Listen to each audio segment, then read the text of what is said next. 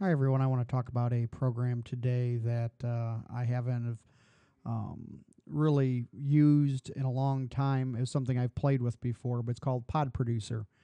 The reason to use PodProducer, it does a lot of other things. You can record right into it and everything. But what I like about PodProducer is because I've got a mixer, I can go ahead and use this program to call up WAV files or MP3 files, or really it'll actually I've tried even put a movie file into it, it'll take. But as you can see, if you look down here in the bottom, you can see that these are just a bunch of either transitions I have, the intro of my podcast, or some ads and stuff that I have.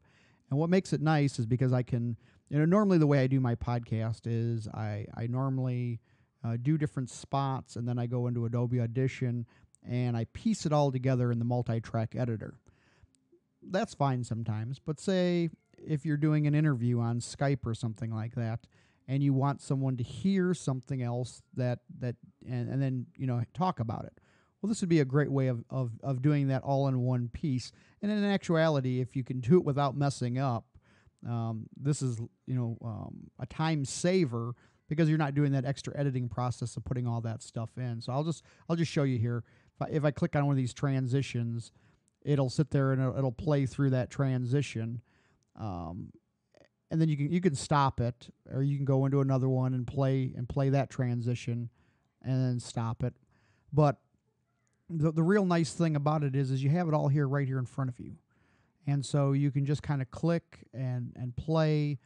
In some cases, depending on how your audio setup is, you might have to run this on a separate computer and feed the output from that computer into like a mixer and then feed it into your recording system on however you're recording your podcast. But I just thought you might want to take a look at PodProducer. You can go over to podproducer.net. I'm using the beta version of it right now. It's 0.28. And it does seem like it works all right. I probably will, in my next podcast, probably end up using PodProducer. Like I said, it does a lot of other things, but they have a free manual and everything up there, so on their website that you can check out if you'd like to take a look at it.